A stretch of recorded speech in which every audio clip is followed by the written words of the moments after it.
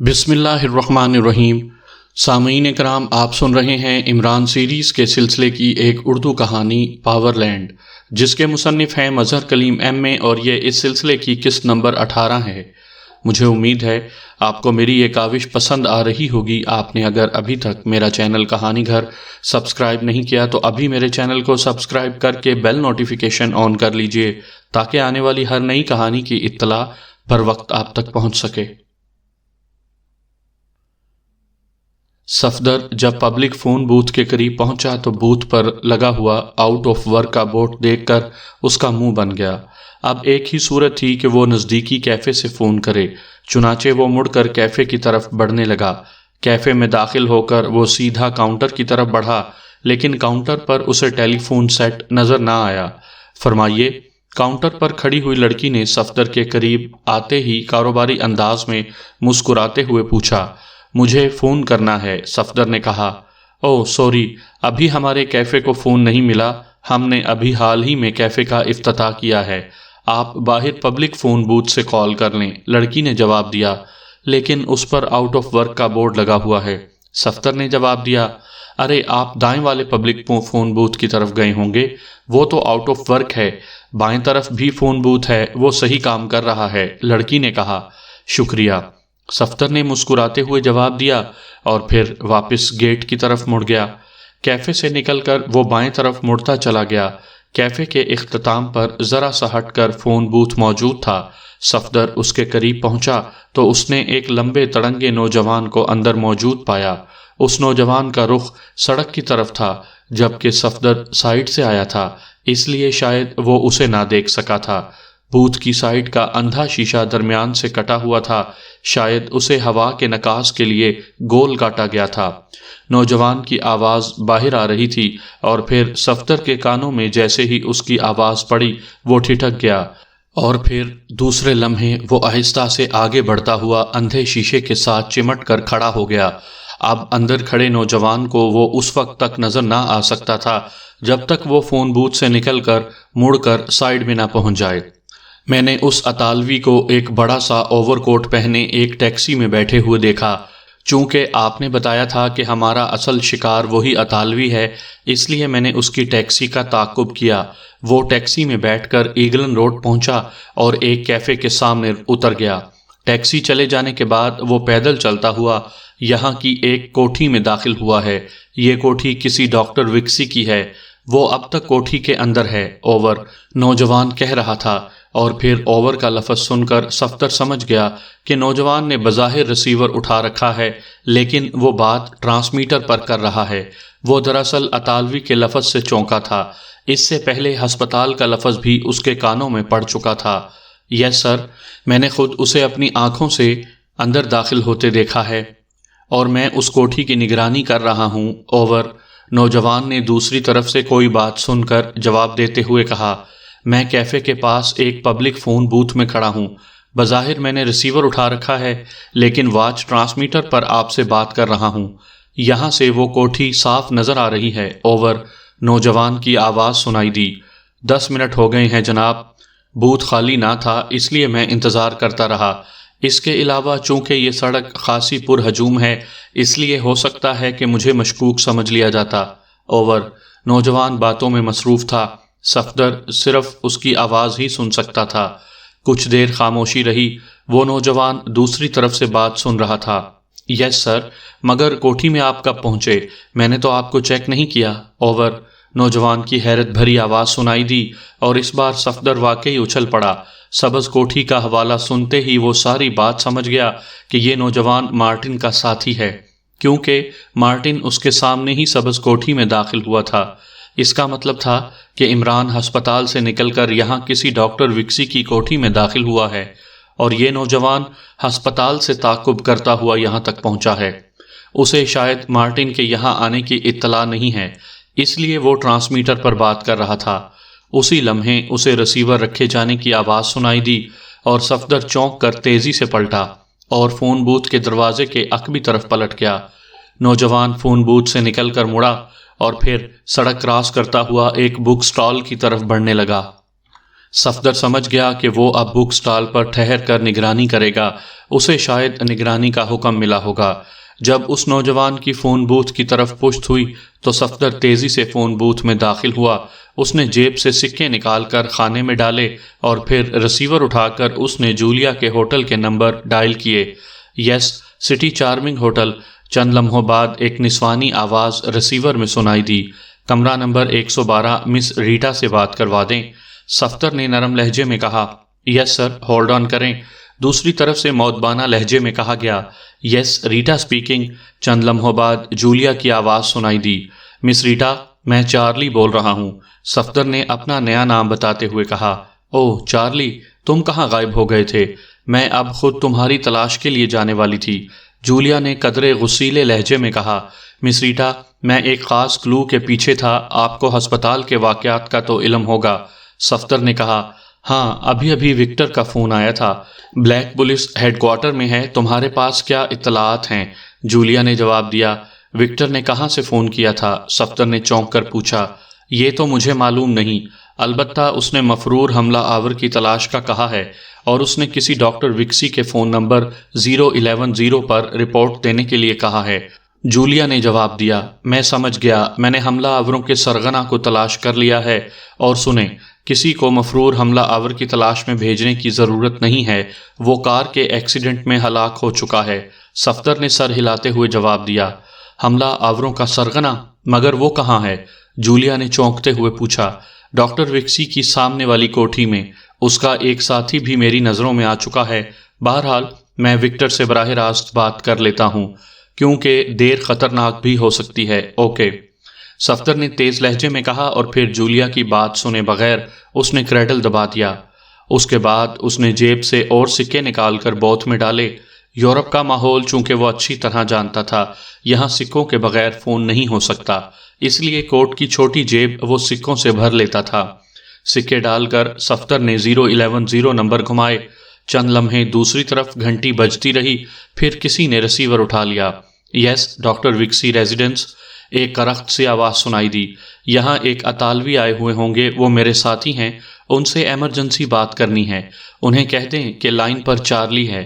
صفدر نے کہا، اس نے عمران کا نام اس لیے نہ لیا تھا کہ معلوم نہیں عمران نے اپنے آپ کو کیا کہہ کر متعارف کروایا ہو۔ اوہ پرنس، وہ تو کار میں بیٹھ کر جا رہے ہیں، دوسری طرف سے کہا گیا۔ انہیں فوراً روکیں اور میری بات کروائیں، یہ ضروری ہے، صفدر نے تیز لہجے میں کہا۔ اوکے، آپ ہولڈ کریں، اگر وہ چلے نہیں گئے تو میں بات کرواتا ہوں، دوسری طرف سے کہا گیا۔ تھوڑی ہی دیر بعد ہلکی سی کھٹک کی آواز سنائی دی۔ یس، چارلی چپلن صاحب، فرمائیے، آج کل کون سی فلم چل رہی ہے؟ ریسیور پر عمران کی مخصوص آواز ابھری اور صفدر کے چہرے پر بے اختیار مسکراہٹ رینگنے لگی۔ فلم آپ کے سامنے والی کوٹھی میں چل رہی ہے، مار دھاڑ سے بھرپور، صفدر نے مسکراتے ہوئے جواب دیا۔ اوہ، وہاں سے تو خود فلم دیکھنے کی کوشش کی گئی تھی، شاید دوربین سے، عمران کی آواز سنائی دی۔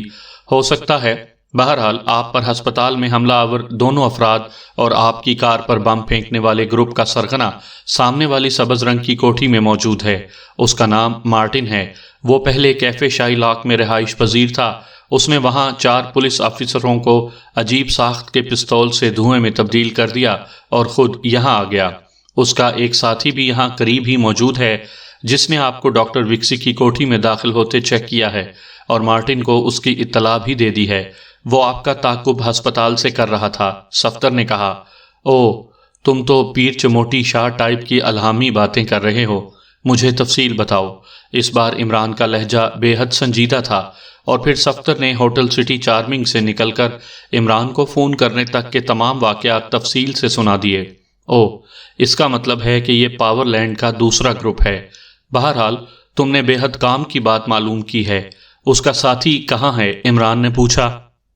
وہ سامنے ایک بک سٹال پر کھڑا شاید آپ کی کوٹھی کی نگرانی کر رہا ہے، صفدر نے جواب دیا۔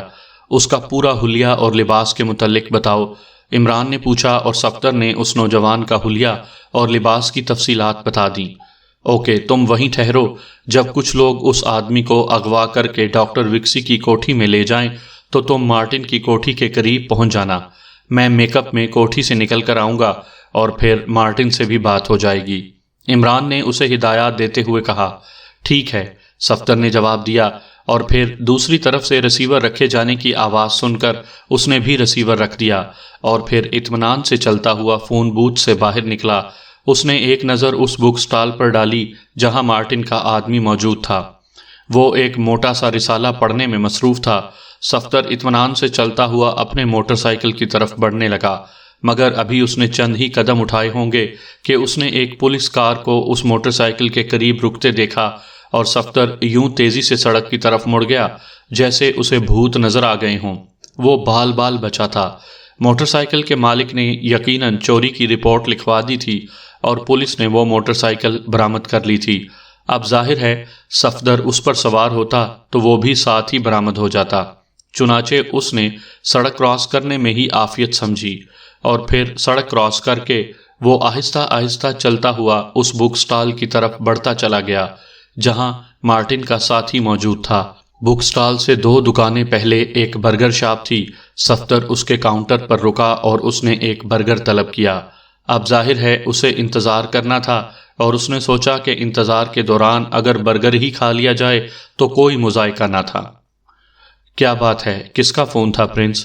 ڈاکٹر وکسی نے کمرے میں داخل ہوتے ہوئے پوچھا۔ عمران اس وقت رسیور رکھ کر مڑا ہی تھا۔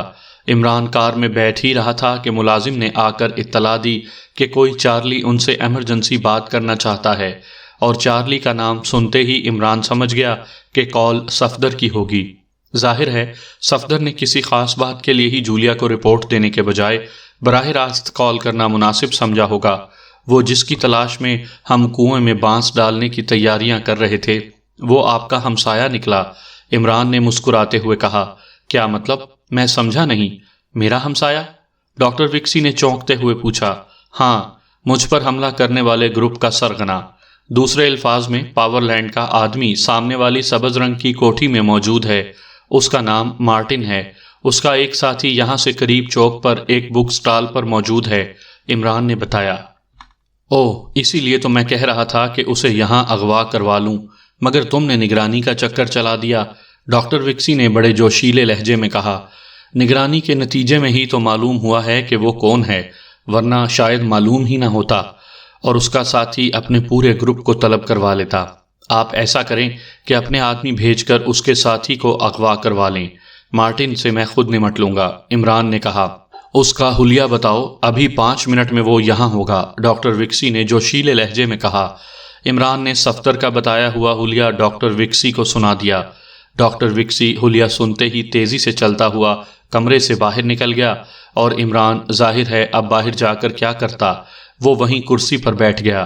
وہ سوچ رہا تھا کہ کاش ان لوگوں کے جسموں میں وہ ٹرانسمٹ فیوز موجود ہو۔ رچرڈ کی پنڈلی تو صاف تھی۔ وہ دراصل فن لینڈ آیا ہی اس لیے تھا کہ یہاں پاور لینڈ کے کسی ایسے آدمی کو ڈھونڈ نکالے جس کی پنڈلی میں ٹرانسمٹ فیوز موجود ہو۔ وہ اس ٹرانسمٹ فیوز کو درست حالت میں حاصل کرنا چاہتا تھا تاکہ اس پر ریسرچ کر کے وہ خود اس نظام کو سمجھ سکے اور اس کے بعد وہ اپنے اور اپنے ساتھیوں میں وہ ٹرانسمٹ فیوز لگا کر پاور لینڈ میں داخلے کا راستہ بنا سکے۔ جب ڈاکٹر وکسی کو کمرے سے گئے ہوئے 10 منٹ سے بھی زیادہ عرصہ گزر گیا تو عمران اٹھ کر کمرے سے باہر نکل آیا۔ ڈاکٹر وکسی پورچ میں موجود تھا۔ عمران جب ڈاکٹر کے پاس پہنچا تو اسی لمحے کوٹھی کے ادھ کھلے پھاٹک میں سے ایک کار اندر داخل ہوئی۔ کار تیزی سے دوڑتی ہوئی پورچ میں آئی اور دوسرے لمحے اس کے دروازے کھلے اور 2 افراد نے باہر نکل کر ایک بے ہوش آدمی کو باہر کھینچ لیا۔ اس پر نظریں ڈالتے ہی عمران سمجھ گیا کہ یہ مارٹن کا ساتھی ہے۔ یہ آ گیا پرنس، ڈاکٹر وکسی نے مسکراتے ہوئے بے ہوش آدمی کی طرف اشارہ کرتے ہوئے کہا۔ اسے اٹھا کر اندر پہنچاؤ، میں ذرا اس کو ٹٹول لوں کہ اس کے جسم پر پورا گوشت ہے، عمران نے مسکراتے ہوئے کہا، اور پھر ڈاکٹر وکسی کے اشارے پر ان میں سے ایک نے اسے اٹھا کر کاندھے پر لادا اور کمرے کی طرف لے گیا۔ عمران اور ڈاکٹر وکسی اس کے پیچھے تھے۔ عمران کے کہنے پر اس بے ہوش آدمی کو ایک صوفے پر ڈال دیا گیا۔ عمران تیزی سے آگے بڑھا اور اس نے اس کی پتلون کے پائنچے اوپر کی طرف چڑھائے۔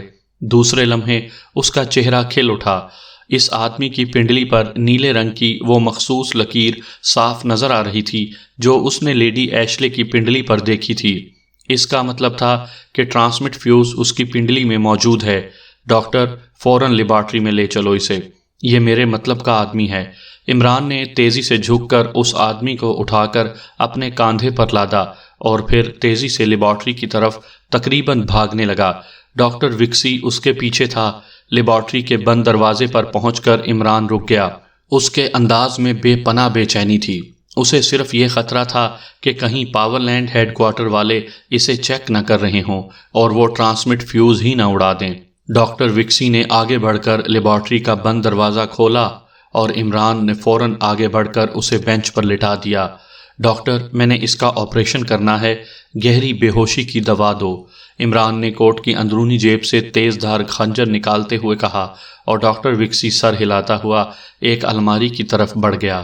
اس نے الماری میں سے ایک بوتل اٹھائی اور پھر واپس آ کر اس نے اس کا ڈھکن کھولا اور اسے بینچ پر بے ہوش پڑے ہوئے شخص کی ناک سے لگا دیا۔ ڈھکن کھلتے ہی بوتل میں سے گیس کی بوند اس طرح نکلی جیسے پریشر سے پھینکی جا رہی ہو، اور دوسرے لمحے ڈاکٹر نے بوتل ہٹا کر ڈھکنا دوبارہ لگا دیا۔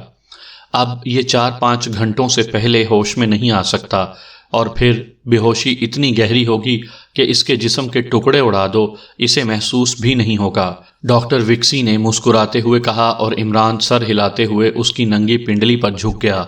عمران نے خنجر کی مدد سے بڑی مہارت سے اس کی پنڈلی کے گوشت کو اس نیلی لکیر کے قریب سے کاٹنا شروع کر دیا۔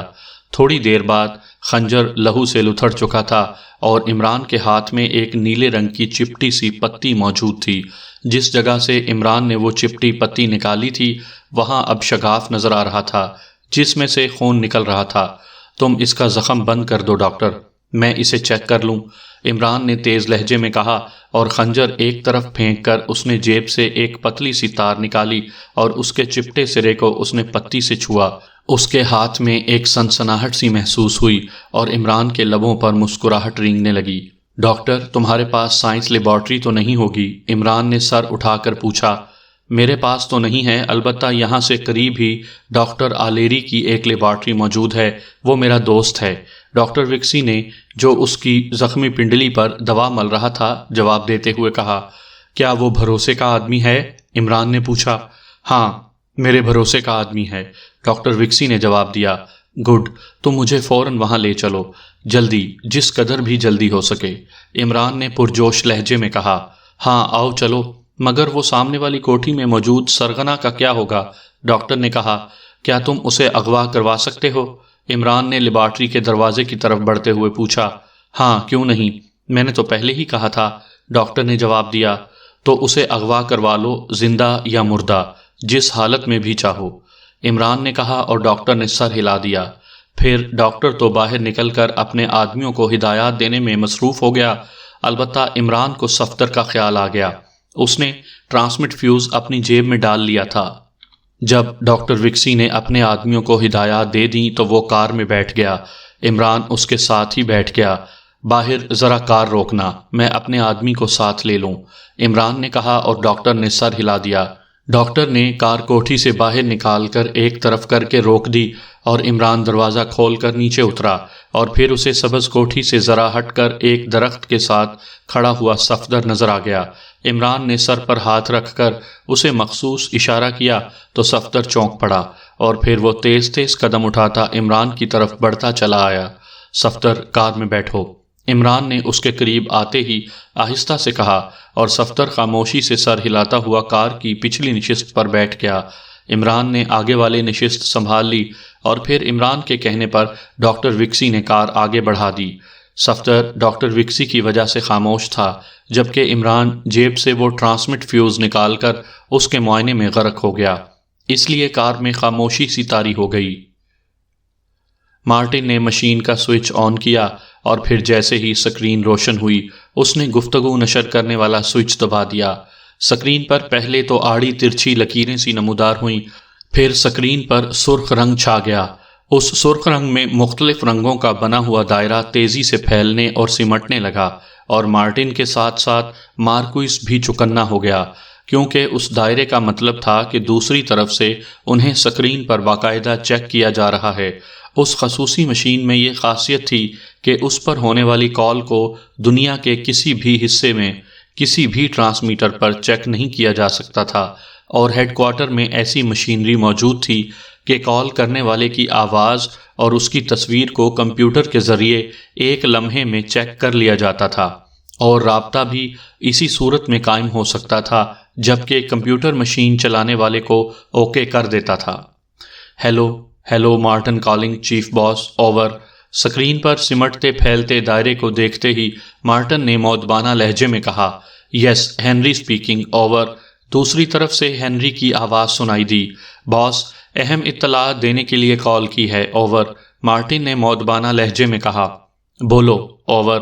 ہنری نے مختصر لفظوں میں جواب دیتے ہوئے کہا، اور مارٹن نے شروع سے لے کر اب تک کی تمام تفصیلات بتا دیں کہ کس طرح عمران کی کار پر حملہ کیا گیا اور پھر کس طرح وہ زخمی ہو کر ہسپتال پہنچا جہاں اسکائی اور مون نے حملہ کیا، مگر وہ نہ صرف ناکام رہے بلکہ اپنی جانوں سے بھی ہاتھ دھو بیٹھے، اور پھر اس نے رچرڈ کے مرنے کے ساتھ ساتھ واکر کی غداری اور اس کی پولیس کو مخبری کے ساتھ ساتھ مارکوئس کی آمد تک سب کچھ تفصیل سے بتا دیا۔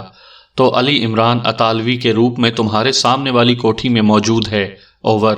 ہنری نے بڑے اسپاٹ لہجے میں کہا، یس باس، وہ کسی ڈاکٹر وکسی کی کوٹھی ہے، اور اسٹار نے رپورٹ دی ہے کہ ڈاکٹر وکسی کے آدمی میری کوٹھی کی نگرانی کر رہے ہیں، اوور۔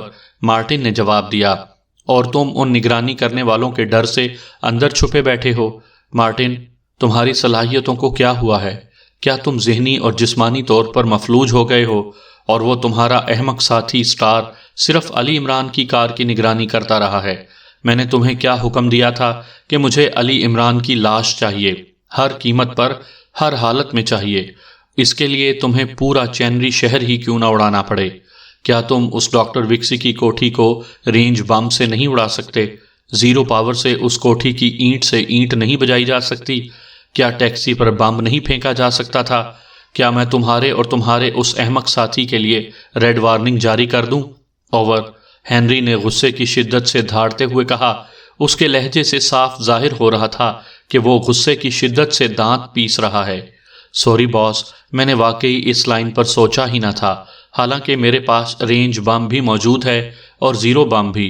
دراصل میں واکر کی مخبری کی وجہ سے ذہنی طور پر الجھ گیا تھا، اوور۔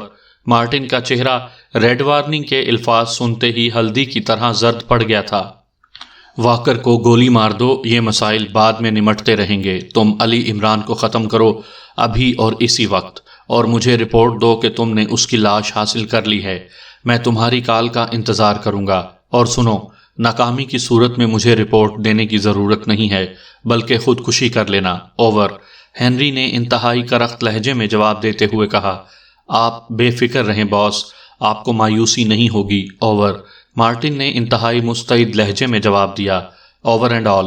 دوسری طرف سے کہا گیا، اور مارٹن نے تیزی سے مشین کے سوئچ آف کرنے شروع کر دیے۔ اس کے انداز میں ایسی پھرتی تھی کہ جیسے جسم میں خون کے بجائے پارا دوڑنے لگا ہو۔ مشین آف کر کے اس نے اسی مشین کے نچلے حصے میں بنے ہوئے ایک خانے کو کھولا اور پھر اس میں سے ایک لوہے کا صندوق سا باہر کھینچ لیا۔ یہ خاصا وزنی تھا، اس کی ساخت موٹر بیٹری جیسی تھی، البتہ اس کی سائیڈ میں ایک پتلی سی تار اور اس کے ساتھ ہی سرخ رنگ کی پینسل سی لٹکی ہوئی تھی۔ مارکوئس، اسے میرے ساتھ اٹھا کر اوپر والی منزل میں پہنچاؤ، میں پہلے اس ڈاکٹر کی کوٹھی تباہ کر دوں، پھر جو ہوگا دیکھا جائے گا۔ مارٹن نے قریب کھڑے ہوئے مارکوئس سے مخاطب ہو کر کہا، اور مارکوئس نے سر ہلاتے ہوئے ایک طرف سے اس بیٹری نما صندوق کو اٹھا لیا اور دوسری طرف سے اسے مارٹن نے اٹھایا ہوا تھا۔ یہ اپنے حجم سے کہیں زیادہ وزنی تھا۔ ان دونوں کے چہرے وزن کی وجہ سے سرخ ہو رہے تھے۔ وہ اس مشین کو اٹھائے سیڑھیاں چڑھتے ہوئے اوپر پہنچے اور پھر برآمدے میں پہنچ کر انہوں نے اوپر جانے والی سیڑھیاں چڑھنا شروع کر دیں۔ تھوڑی دیر بعد وہ بالکنی کے پچھلے کمرے میں پہنچ گئے۔ جب بالکنی کے اس کمرے میں پہنچ کر ان دونوں نے وہ مشین رکھی تو وہ دونوں بری طرح ہانپ رہے تھے۔ یہ کیا چیز ہے جناب؟ بہت ہی وزنی ہے، مارکوئس نے پوچھا۔ یہ زیرو بم ہے، انتہائی خطرناک بم۔ تم دیکھنا کہ سامنے والی اتنی بڑی کوٹھی کیسے ایک لمحے میں راکھ کا ڈھیر بن جائے گی، مارٹن نے جواب دیا، اور پھر اس نے مشین کے ساتھ لگی ہوئی ایک چھوٹی سی تار کو ہک سے نکال کر اس کے سرے کی تینوں تاریں دیوار کے ساتھ نصب پاور پلگ کے تینوں سوراخوں میں پھنسا دیں اور پاور پلگ کا بٹن آن کر دیا۔ بٹن آن ہوتے ہی مشین کے اوپر والی سطح پر ہلکی سی روشنی پھیل گئی۔ اس کی سطح کے نیچے لگی ہوئی کوئی ٹیوب نما چیز جل اٹھی تھی۔ یہ روشنی سبز رنگ کی تھی۔ سامنے والی کھڑکی کھول دو، مارٹن نے مارکوئس سے مخاطب ہو کر کہا، اور مارکوئس نے آگے بڑھ کر وہ کھڑکی کھول دی۔ اب اس کھڑکی میں سے ڈاکٹر وکسی کی کوٹھی صاف نظر آ رہی تھی۔ مارٹن نے ایک نظر اس کوٹھی پر ڈالی اور پھر اس نے مشین کے ساتھ لگی ہوئی تار، جس کے سرے پر سرخ رنگ کی پینسل لگی ہوئی تھی، ہک سے نکالی اور سپرنگ نما تار کو کھینچتا ہوا وہ کھڑکی کی طرف بڑھتا چلا گیا۔ اسی لمحے اسے خیال آیا کہ جب تک زیرو بم پوری طرح چارج نہ ہو جائے وہ کیوں نہ اسٹار سے رپورٹ لے لے کہ وہ اطالوی کہیں باہر تو نہیں نکل گیا، کیونکہ زیرو بم کو کام کرنے کے لیے تیار ہونے میں 10 منٹ لگ جاتے تھے۔ مارکوئس، مارٹن نے مڑ کر اپنے قریب کھڑے ہوئے مارکوئس سے مخاطب ہو کر کہا۔ یس، مارکوئس نے کہا، نیچے جا کر تہہ خانے میں میرا بیگ پڑا ہوا ہے، وہ اٹھا لاؤ، لیکن ذرا جلدی، مارٹن نے کہا۔ ٹھیک ہے، مارکوئس نے جواب دیتے ہوئے کہا۔ ظاہر ہے اب وہ مارٹن کو ہی ذہنی طور پر اپنا باس سمجھنے لگا تھا، اور پھر وہ تیزی سے مڑ کر نیچے جانے والی سیڑھیوں کی طرف بڑھتا چلا گیا۔ مارٹن ہاتھ میں سرخ رنگ کی پینسل پکڑے کھڑکی کے پاس خاموش کھڑا تھا۔ ڈاکٹر وکسی کی کوٹھی اس کی نظروں کے سامنے تھی۔ اس کا پورچ خالی پڑا ہوا تھا، البتہ برآمدے میں ایک مسلح شخص موجود تھا جو بڑی بے چینی سے ادھر ادھر ٹہل رہا تھا اور بار بار مڑ کر پھاٹک کی طرف دیکھ رہا تھا۔ مارٹن مڑ کر زیرو بم کو دیکھ لیتا تھا۔ اس کی سطح پر پھیلی ہوئی روشنی ابھی تک سبز رنگ کی تھی۔ اسے اچھی طرح معلوم تھا کہ جیسے ہی یہ روشنی سرخ رنگ میں تبدیل ہوگی، زیرو بم خوفناک تباہی پھیلانے کے لیے تیار ہو جائے گی۔ ابھی وہ زیرو بم کو چیک کر رہا تھا کہ اسے نچلی منزل پر ایک ہلکے سے کھٹکے اور پھر کسی کے کراہنے کی آواز سنائی دی اور مارٹن بے اختیار چونک پڑا۔ اس نے ہاتھ میں پکڑی ہوئی پینسل کو کھڑکی کے پٹ کے ساتھ ہینڈل سے لٹکایا اور پھر جیب سے ریوالور نکالتا ہوا تیزی سے نیچے کی طرف لپکا، لیکن ابھی وہ سیڑھیوں تک نہ پہنچا تھا کہ سیڑھیوں کے دروازے میں سے کوئی سایہ اس پر جھپٹا اور وہ اسے رگیدتا ہوا سائیڈ کی دیوار تک لیتا چلا گیا۔ لیکن مارٹی کے جسم نے انتہائی پھرتی سے حرکت کی اور وہ سایہ جو تقریباً اس پر سوار تھا چیختا ہوا سیڑھیوں کے دروازے سے جا ٹکرایا۔ دوسرے لمحے ایک دھماکہ ہوا اور مارٹن کے ہاتھ میں پکڑے ہوئے ریوالور سے شعلہ نکلا اور وہ سایہ جو دروازے سے ٹکرا کر اٹھنے کی کوشش کر رہا تھا چیختا ہوا منہ کے بل سیڑھیوں پر گرا اور پھر کلا بازیاں کھاتا ہوا سیڑھیوں پر گرتا چلا گیا۔ گولی اس کے سینے پر لگی تھی۔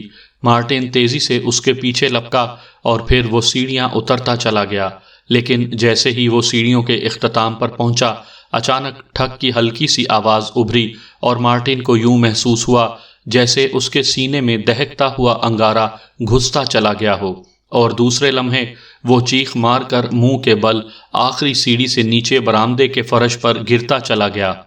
لیکن ہاتھ میں پکڑا ہوا ریوالور ابھی تک اس کے ہاتھوں میں تھا۔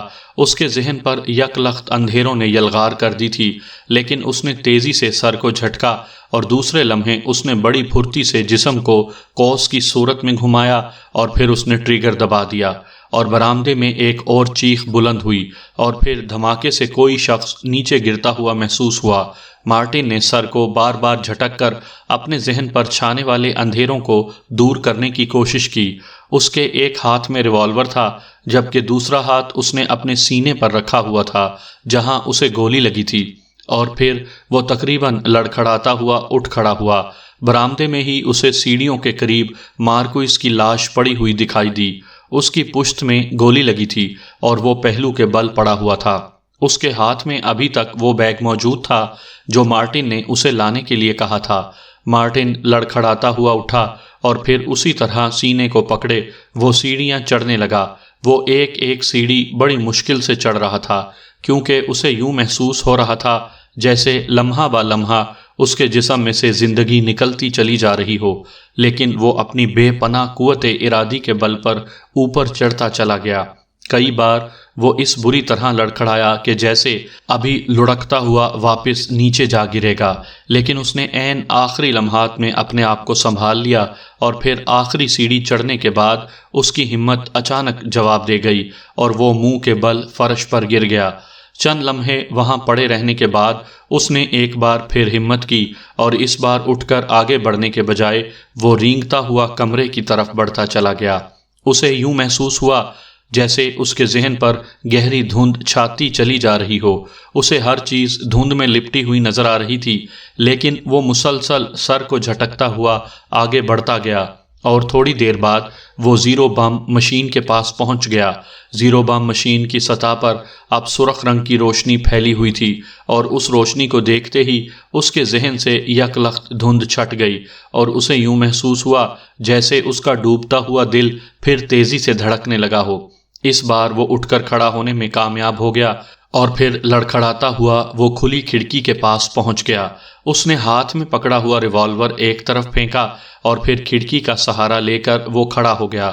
ڈاکٹر وکسی کی کوٹھی اسے صاف نظر آ رہی تھی۔